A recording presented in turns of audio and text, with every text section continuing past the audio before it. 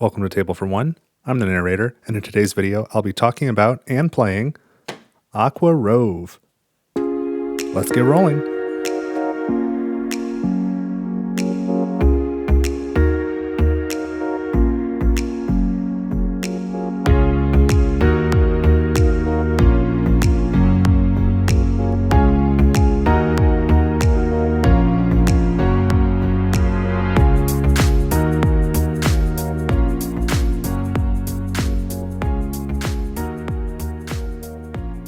Alright, so I'm going to be talking about and then doing a solo playthrough of Aqua ROVE. Don't forget there are chapter markers in the description so you can jump to the point that you want if you would like to do that. And then I want to be clear up front, this was a review copy sent to me by Button Shy Games.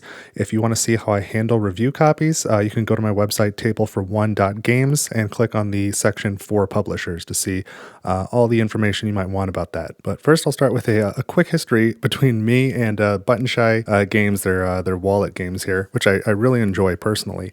If you recall, there was a Kickstarter either late last year or earlier this year, and I'm recording this in August of 2024, for a game called The Last Lighthouse. And so I was interested in that and I Kickstarted it. And when I did that, I also purchased some of their back catalog of games. I got Food Chain Island and Ugly Griffin in. And so those are, I've got videos for those games already if you want to go back and watch them. But I had said at the time, like, hey, this wallet game thing is pretty neat. I think 3 is the right number for me. I don't need any more of these, but these are cool.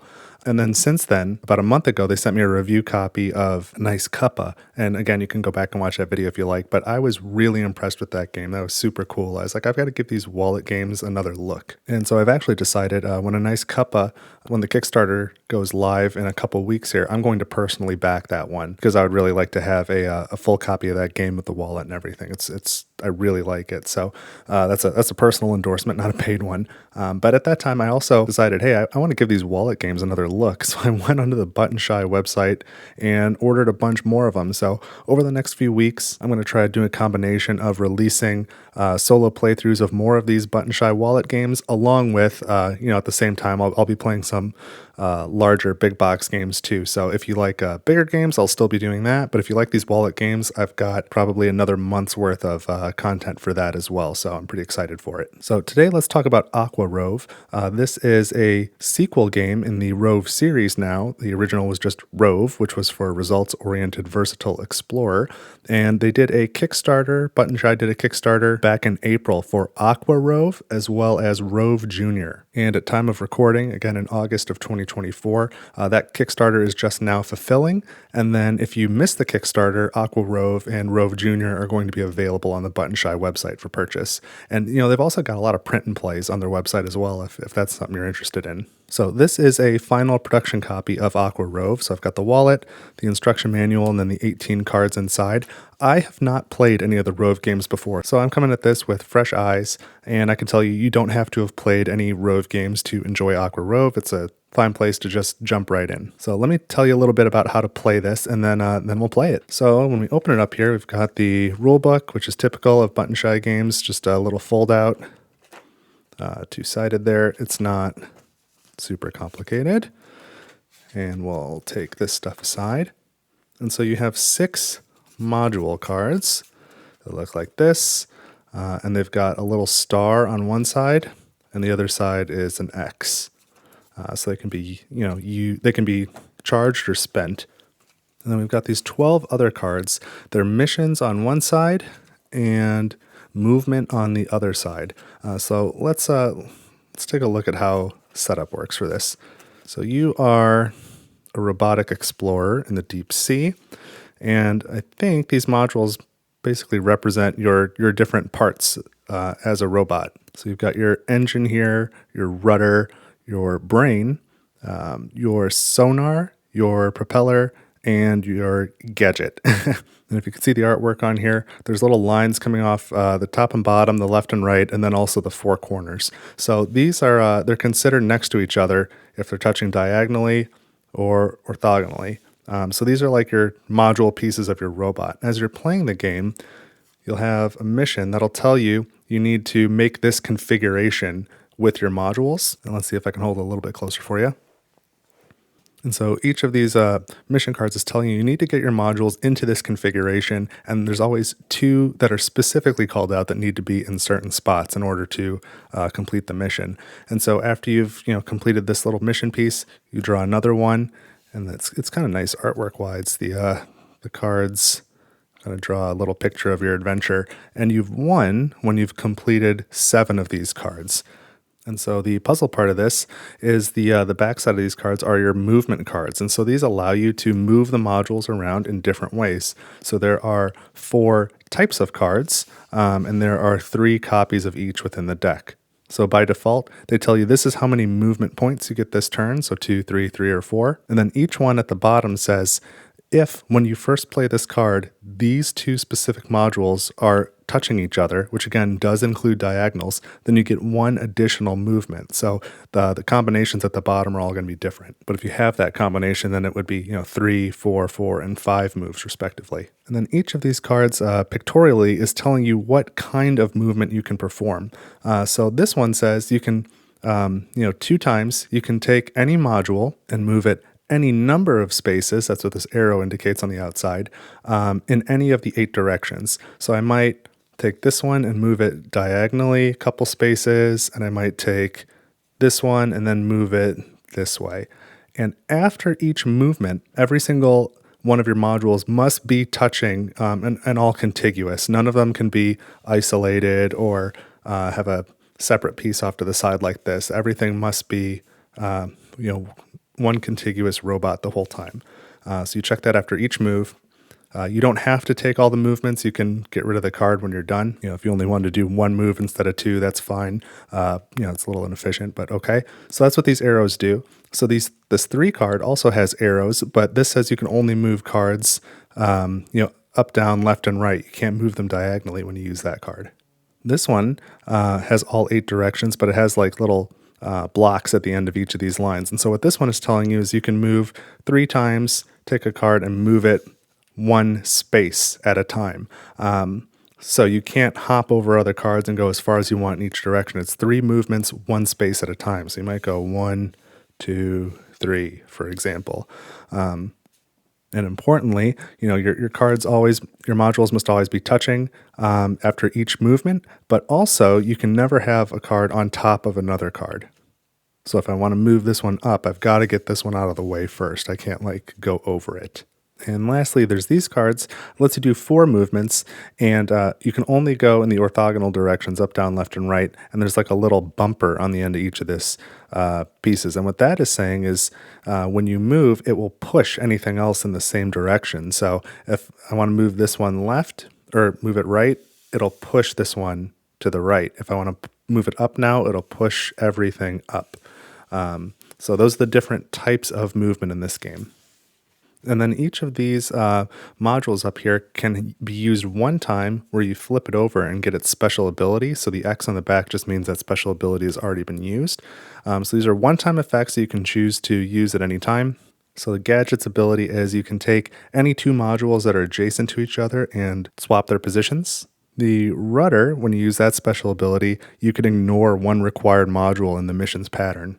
So that's saying, for example, this one here says the brain piece has to be in this position. If you've got this pattern, but the brain is over here and something else is here, you can flip over the rudder and then it'll ignore one of these 2 required pieces. As long as you have anything in that spot, then you can complete the mission. So you can only use the rudder if it will complete the mission at the time. You can't use it in advance.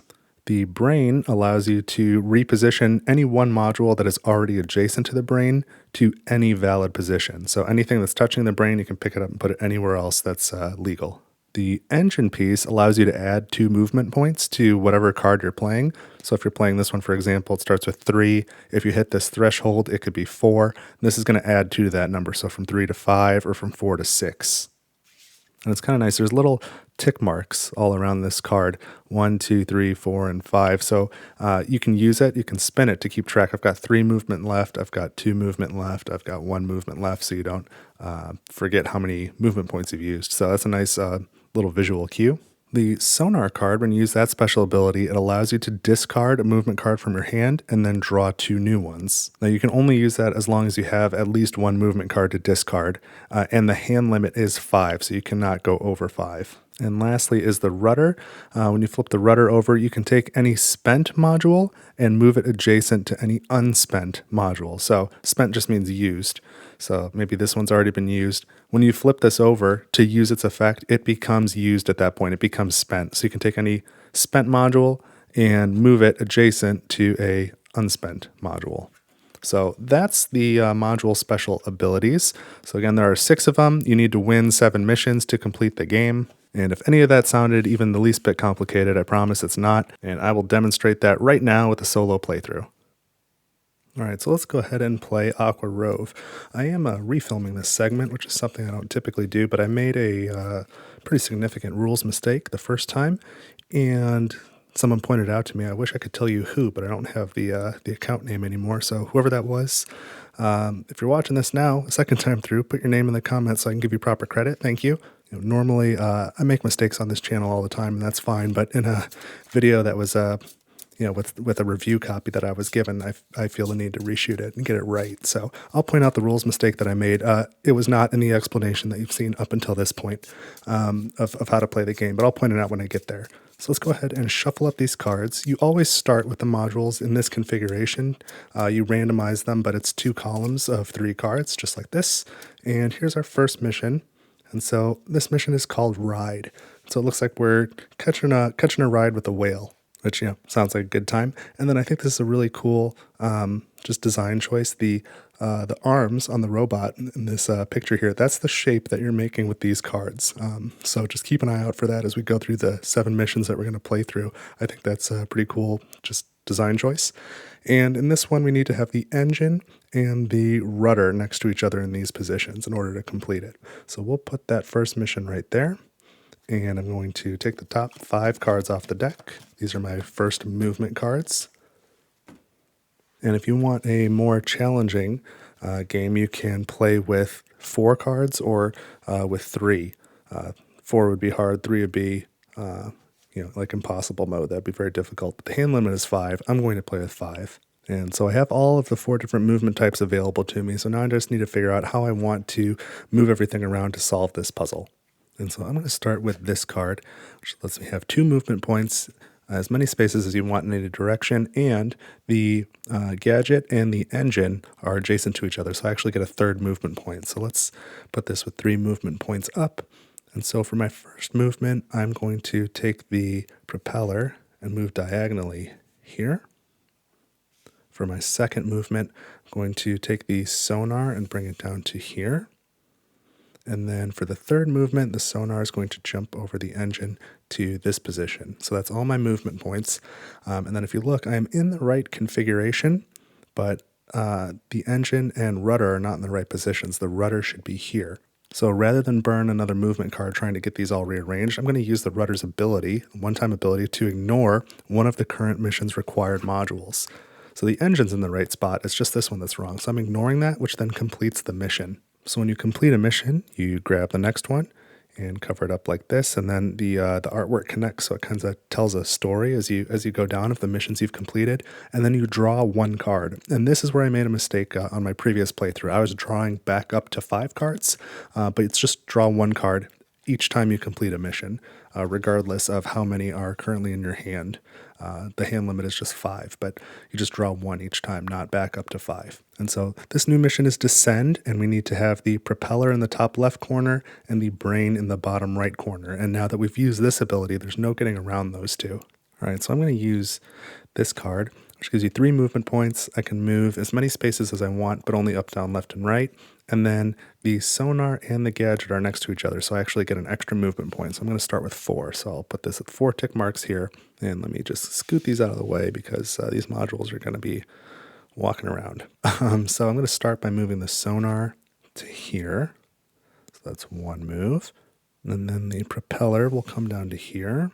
That's my second move. I've got 2 left. The brain will come down to here.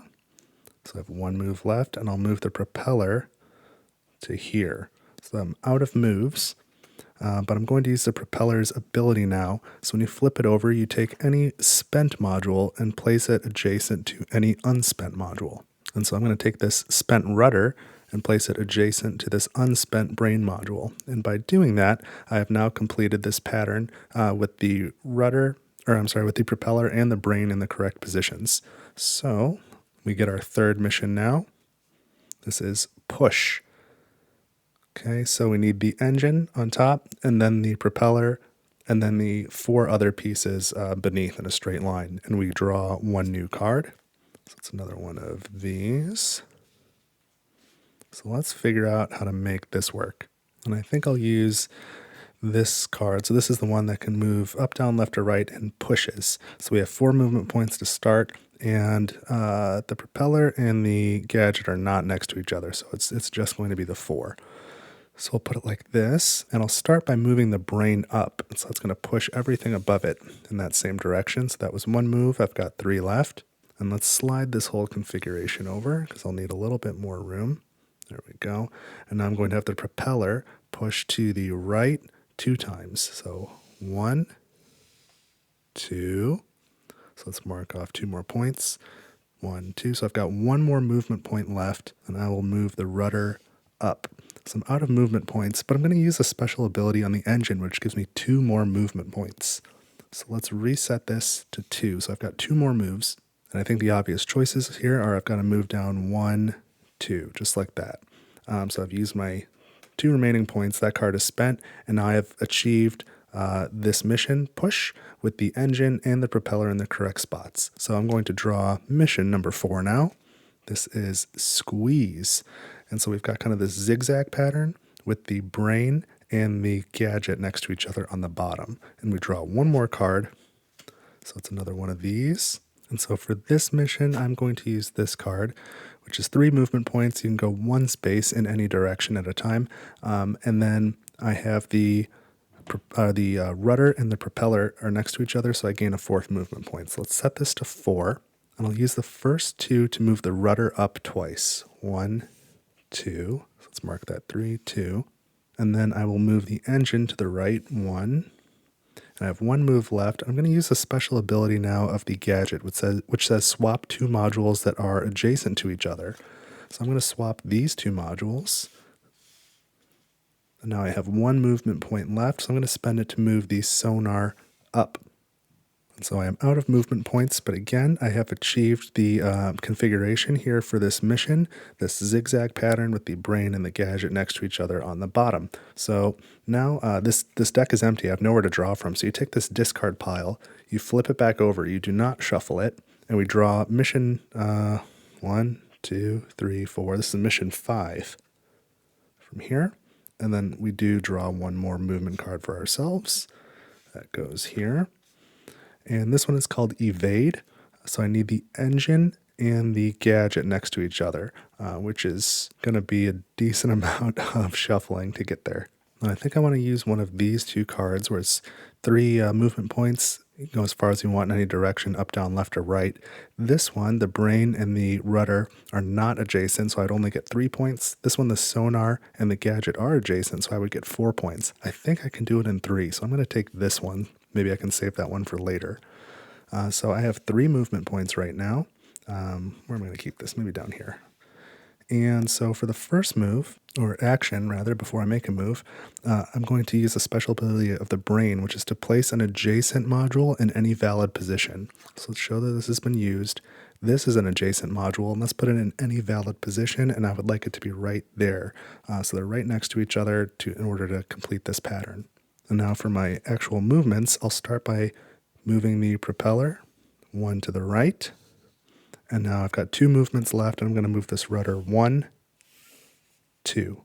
So up 1 and then straight across. And I'm out of movement points, so I'll place that back in the discard pile. But as you can see, I've achieved the objective again with the engine and the gadget right next to each other, so we've got the right configuration. So that means it's time for mission number 6. This one is called Struggle. I feel you, robot.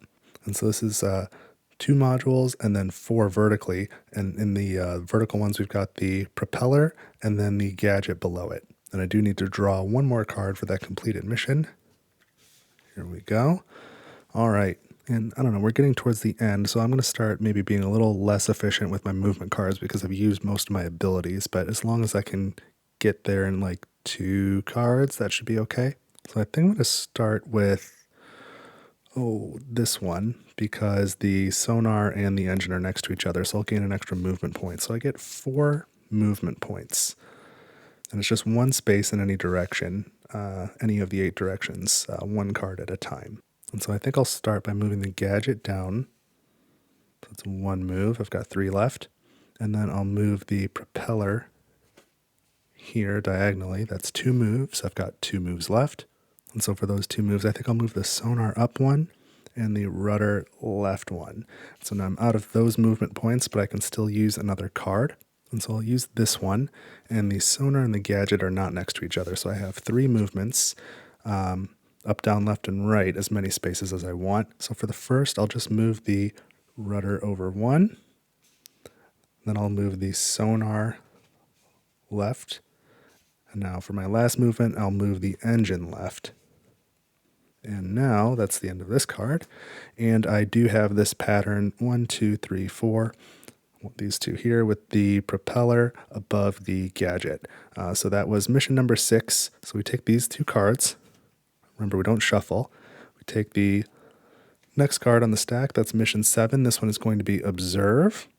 And we gain 1 card back to our hand. So we have 4 cards left with which to try and achieve this configuration with the rudder below and to the right of the brain. And I'll start by using this card. So as far as I want to go in any direction, and the sonar and the rudder are touching each other, so I have 3 movement points to start with. So I'll start by moving the rudder diagonally down to the right 1. So I have 2 movements left, and then I'll have the brain come up here. And now 1 movement point left, and I'll just have the gadget jump up to here. So I've used all of these movements, and I can play another card. So we might as well make it this one. I can move any of the 8 directions, 1 card at a time, 1 space at a time, 3 movement points, and the rudder and the propeller are adjacent, so I actually have 4 movement points. So for the first movement point, I'll move the gadget here.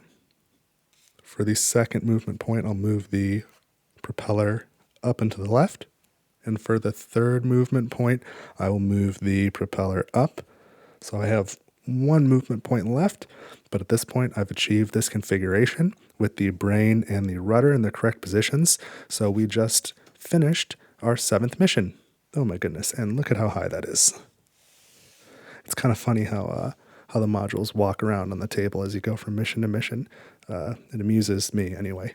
And so these are our 7 completed missions and sort of the little journey that we took with our ROVE robot. I think that's really fun. And there you go. That's Aqua ROVE. So now you've learned how to play it. You've seen it played, and not only that, but with the correct rules this time. I've got to say it is better with the correct rules. It's a better challenge. It's a more fun puzzle. And then the only module ability that you didn't see in this playthrough was the sonar, where I discard 1 movement card to then draw 2.